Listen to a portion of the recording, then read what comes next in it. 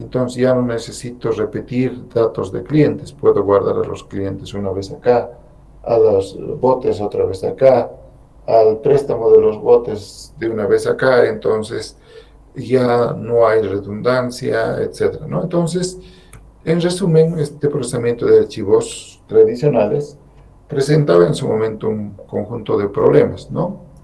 Primero, había bastante redundancia. Por cada aplicación se necesitaba administrar a los clientes, entonces tenía que ir a los clientes todas las veces. En una base de datos eso no debe pasar. Usted, por ejemplo, como estudiantes de mercado de sistemas, están almacenados en una única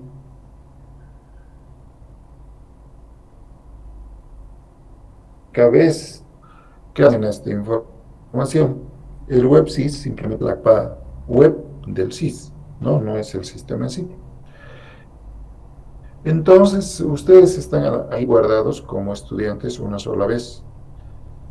Y si estudiarían otra carrera, una más, dos o tres, no importa cuántas, entonces no se va a duplicar sus nombres. Lo único que va a hacer se va a enlazar a otra carrera, ¿no? A las tantas como carreras se inscriben. Entonces su código sí va a ser único, no importa si estudian una o cuatro carreras, ¿no? Luego, obviamente, el hecho de tener tanta redundancia implica también que voy a tener bastante inconsistencia de los datos. Eh, ¿Por qué? Porque es susceptible de equivocarme, ¿no?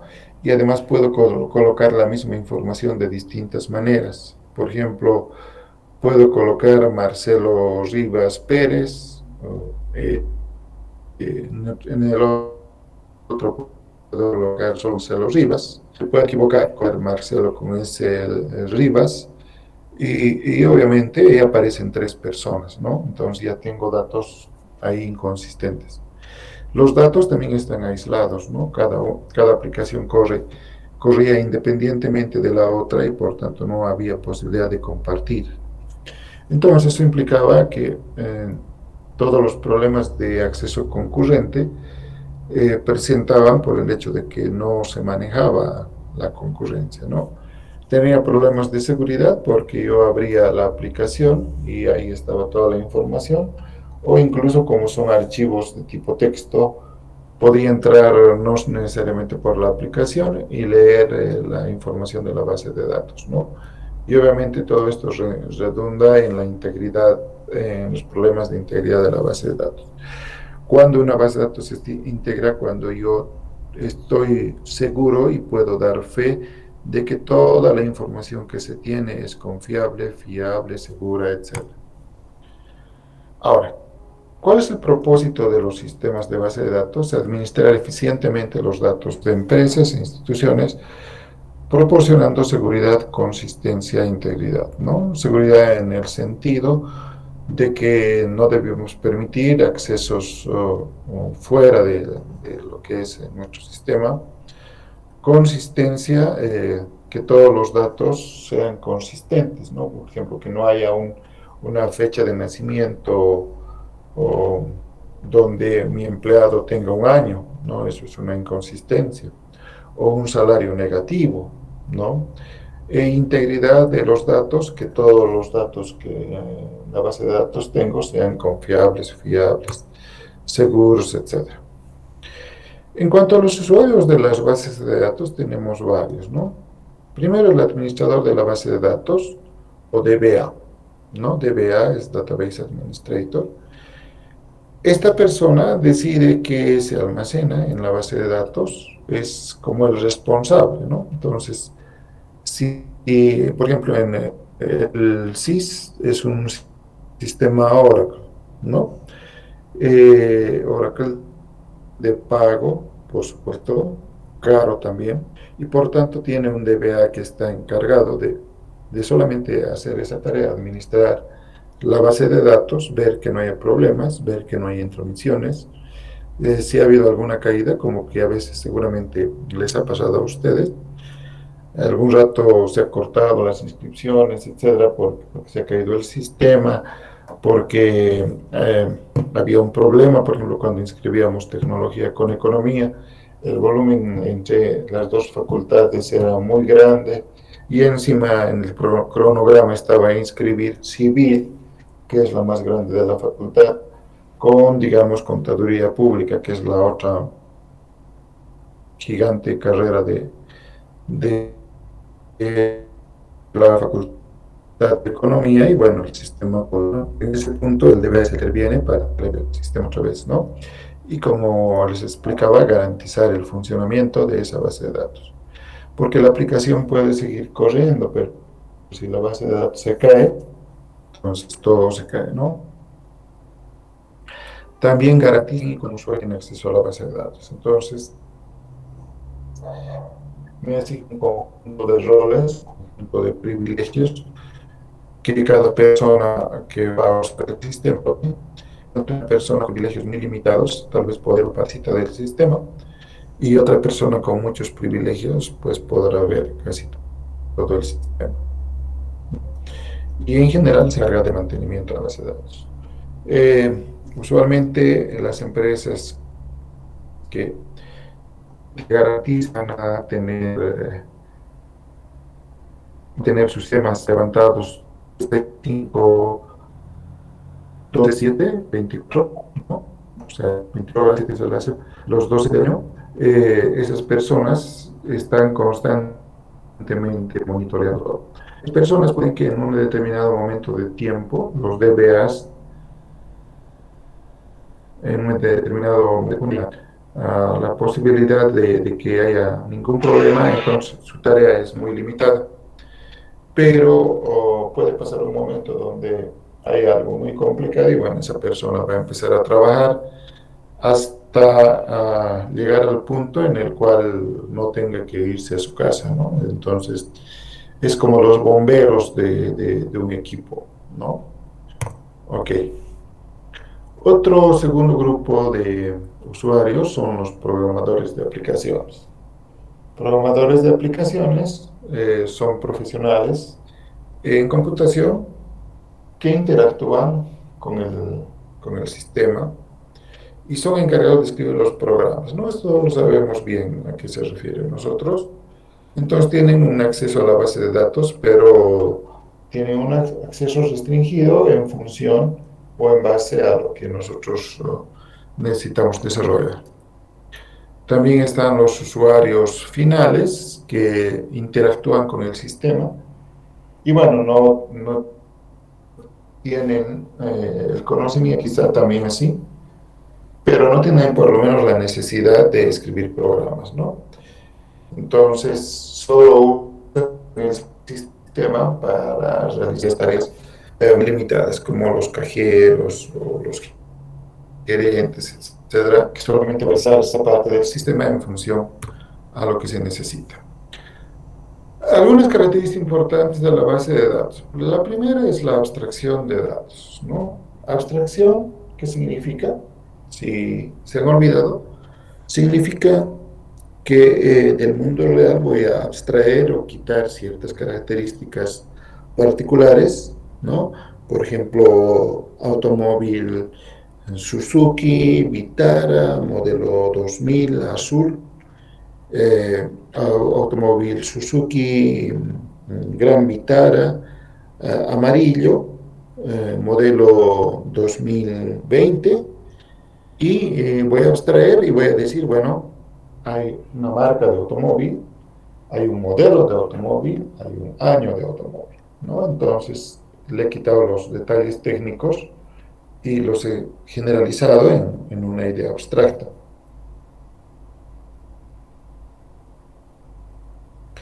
Y eso es lo que hacen los demás, son de ciertos detalles de cómo se almacenan y mantienen los datos técnicamente de manera interna. A nosotros nos van a presentar unas ventanitas muy fáciles de manipular, ¿no? Cada vez es más sencillo. Antes hacer un video, por ejemplo, usando un celular era muy complicado. Y ahora con por ejemplo, se ha vuelto tan fácil, ¿no? Entonces, pero por atrás, tecnológicamente, ¿qué pasa? ¿Cómo guardan? Obviamente ellos usan otro tipo de base de datos. Nosotros vamos a ver en la materia de bases de datos relacionales. En algún momento estamos surgiendo esa evolución de ver bases de datos no SQL, es a lo que va a atender el mundo en un futuro, ¿no? Pero de momento todavía las bases de datos relacionales, sobre todo en nuestro país, son importantes, ¿no? Entonces se esconden esa complejidad a través de distintos niveles de abstracción. Primero un nivel físico por abajo, donde realmente se almacenan los datos. Un nivel conceptual, porque antes de lo físico hay un conjunto de modelos que hemos construido y que se traducen en un nivel, digamos, de abstracción intermedia para poder manipularlo y nosotros a nuestro nivel de usuario estamos en un nivel de vistas, ¿no? Donde vemos en ventanitas la información que estamos buscando de una manera muy usable, ¿no?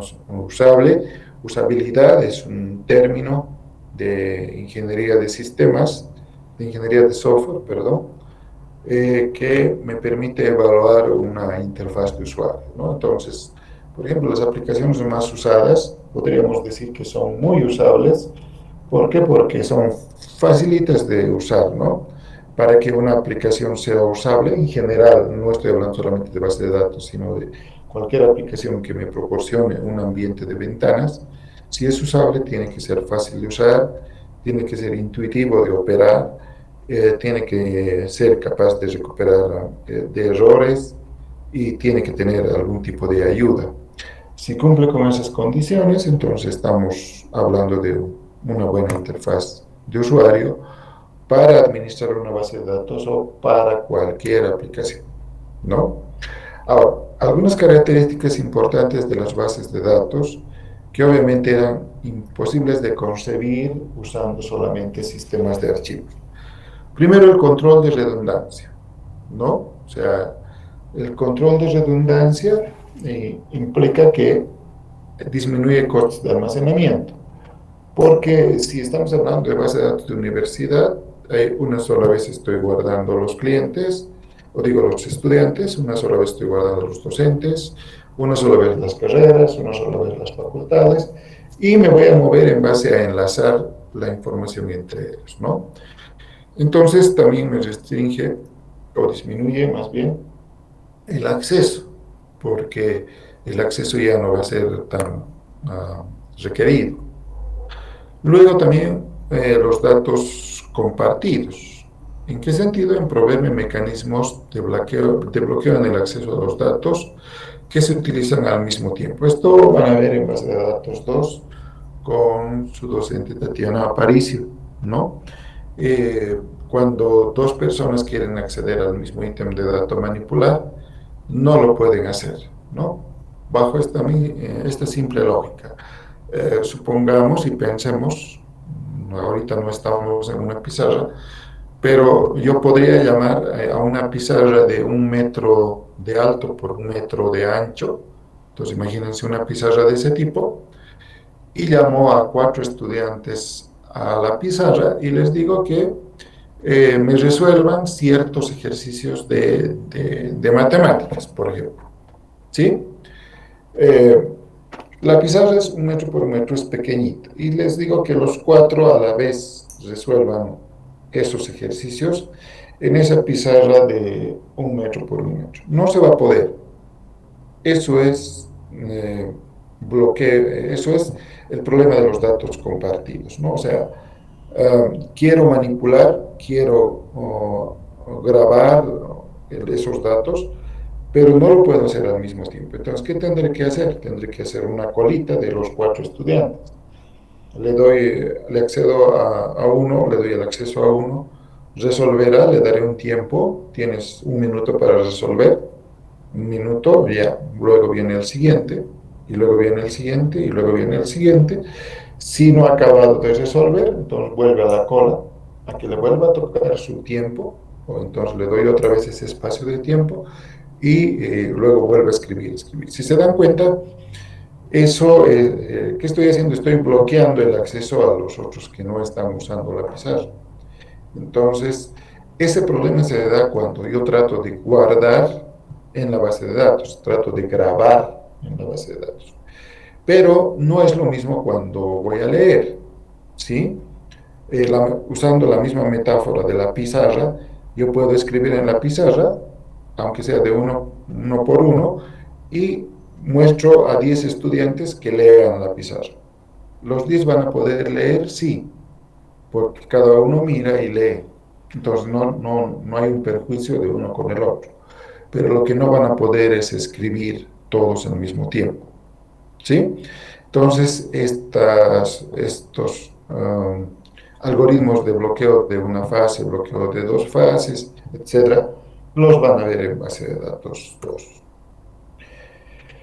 Bueno, también hay restricciones de acceso, ¿no?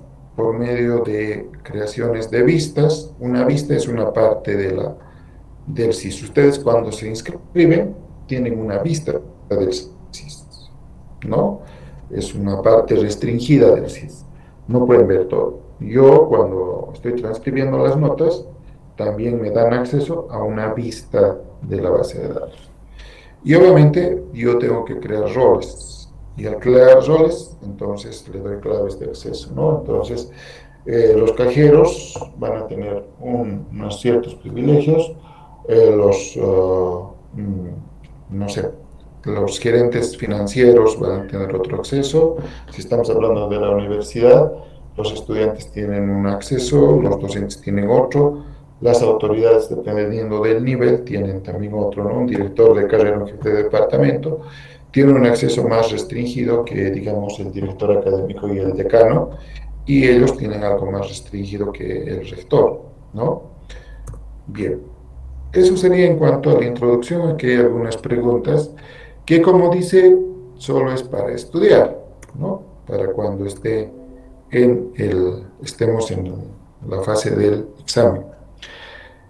¿Tienen alguna pregunta?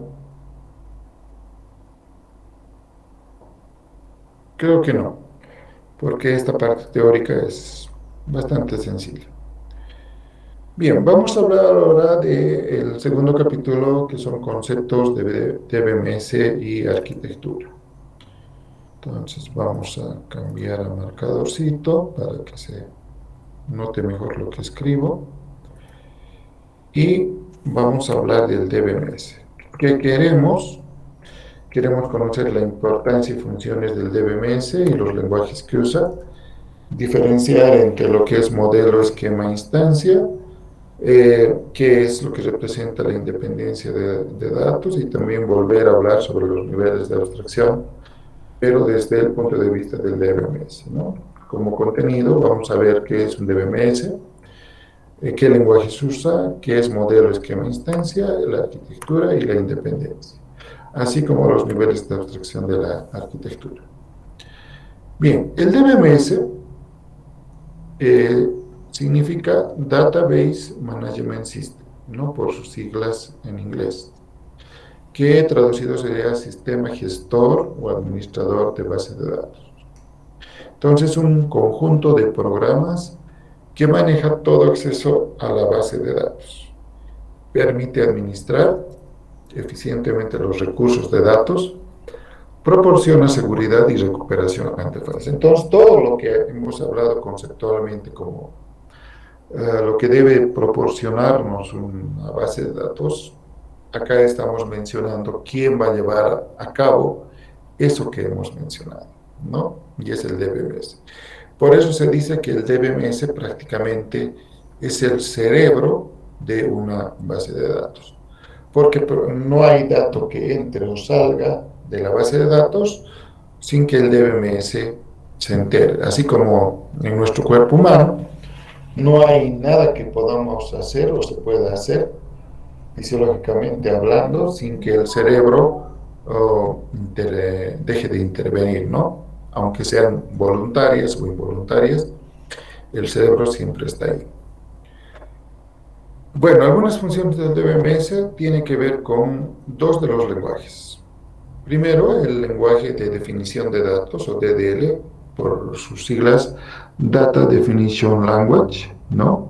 Que esto vamos a volver cuando estemos hablando de SQL, porque en SQL vamos a ver cómo funciona el DDL, ¿no? Pero tiene el lenguaje de definición de datos y el Data Manipulation Language, o el de manipulación de datos, ¿no? Además que me proporciona seguridad e integridad y recuperación y control de concurrencia.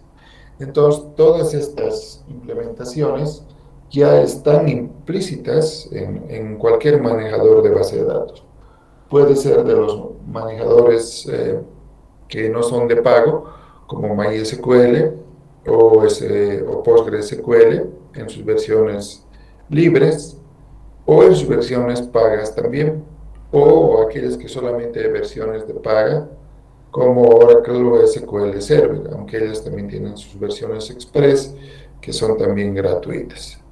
No entraría dentro de esto, digamos, el Access, ¿no? El Access es, como ustedes seguramente lo han podido ver, es parte del Office, ¿no? Y aunque es un bonito sistema de base de datos, muy amigable, muy facilito de hacer los reportes, las queries, etcétera, para algo más serio no funciona, ¿no? Entonces, no hay, claramente no se diferencia un DDL, un DML, aunque los tienen, porque si no, no podríamos ni manipular o consultar, pero tiene un entorno muy livianito, ¿no? Como para hacer un trabajo más serio. Ahora, todo sistema de base de datos tiene un DBMS, ¿no? Nosotros nos vamos a centrar en la materia en lo que son bases de datos relacionales. Entonces, nosotros estaríamos hablando que tiene un DBMS relacional, un Relational Database Management System. Pero también hay bases de datos orientadas a objetos puras. Puras me refiero a que, igual que en Java, todo se maneja como objetos. En cambio, en las bases de datos actuales, MySQL, Postgres o cualquiera de ellas, son híbridas. Eso significa que tienen algunos componentes de orientación a objetos, o sea, están implementadas con tecnología orientada a objetos, pero la forma de manejar las bases de datos son relacionales. Por eso son híbridas. Entonces, es orientado a objetos, tiene un DBMS orientado a objeto. En este caso, los lenguajes procedurales, ¿no? Como Delphi, por ejemplo, o C, eh, han sido desplazados por los lenguajes orientados a objetos, ¿no? En primera instancia ha aparecido el primer lenguaje de programación orientado a objeto. No sé si han escuchado hablar de Smalltalk. Es el primer lenguaje orientado a objeto que ha nacido en el mundo, ¿no? Han dado las bases para que después vengan los siguientes lenguajes como Java, por ejemplo, ¿no? Y estos lenguajes eran puros. Entonces también hay bases de datos orientadas a objetos puras que paralelamente al desarrollo de la tecnología orientada a objetos han tratado de desplazar a las bases de datos relacionales en su momento para que todo sea orientado a objeto, tanto la aplicación como la base de datos. Sin embargo, no se ha podido porque no hay una manera más excelente de manejar datos en una base de datos que de una forma relacional. Por tanto, esto no ha podido ser desplazado por la tecnología orientada a objetos. Entonces, ha sido un desarrollo con los lenguajes, llegando a Python, que ahora está muy de moda, y otro ha sido en el de las bases de datos, ¿no? Donde en su momento han creado bases de datos orientadas a objetos puras, han tratado de introducirlas al mercado, pero no han podido. Y hay algunas todavía comerciales y muy poca gente que usa esto, ¿no?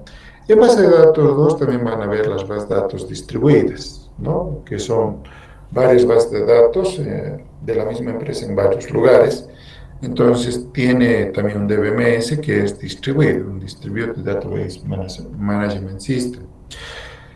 Si hablamos de bases de datos deductivas, entonces tenemos que hay un DBMS más un motor de inferencia. Esto también lo van a llevar en sus materias de inteligencia artificial, ¿no?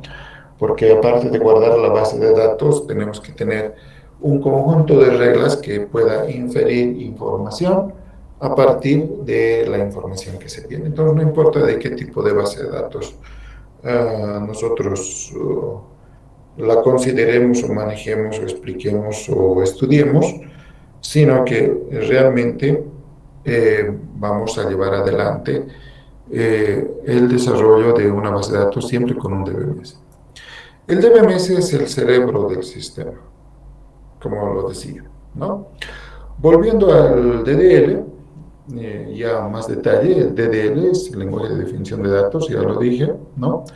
¿Qué permite hacer? Permite definir la estructura de la base de datos, que se llama metadatos, es decir, datos acerca de los datos, y los métodos de acceso a la base de datos, ¿sí? Eh, ¿Qué son estructuras de datos? ¿Por qué existen las estructuras de datos? Si ustedes se acuerdan de sus conocimientos de elementos de programación y estructuras de datos, todo lenguaje de programación tiene tipos de datos simples, atómicos, elementales, ¿no? Pero cuando yo quiero usar algo más estructurado, como una pila, una cola, por ejemplo, entonces tengo que tomar esos elementos simples y tengo que construir una estructura de datos que yo pueda manejar de alguna manera, una tabla hash, por ejemplo, para poder realizar ciertas tareas que requiero.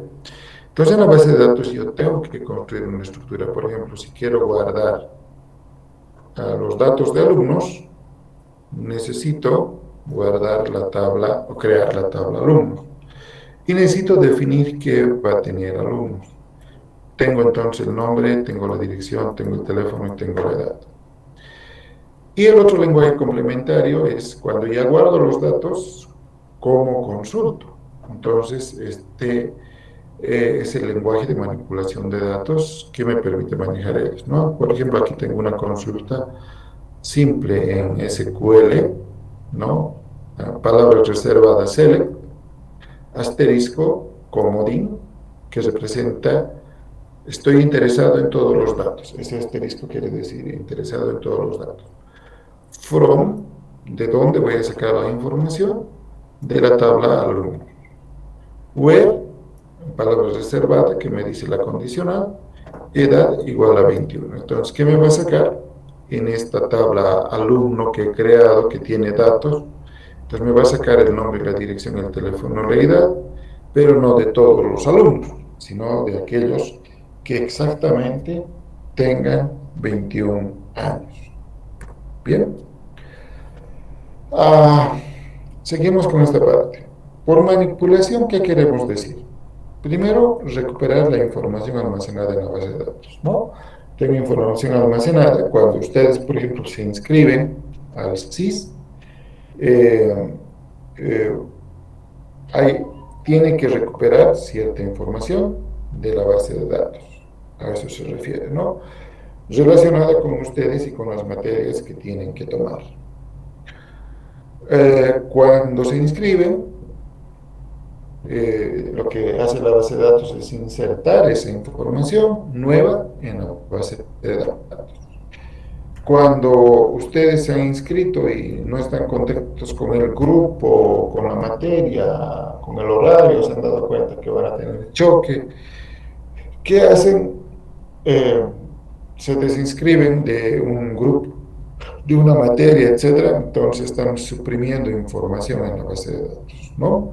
Y obviamente en algún momento por ahí cambian de teléfono, entonces hay que modificar esa información en la base de datos. Entonces el objetivo es proporcionar una interacción eficiente entre las personas y el sistema. Bien, para hacer una base de datos tenemos que considerar que vamos a construir un modelo de datos. ¿Y qué es un modelo?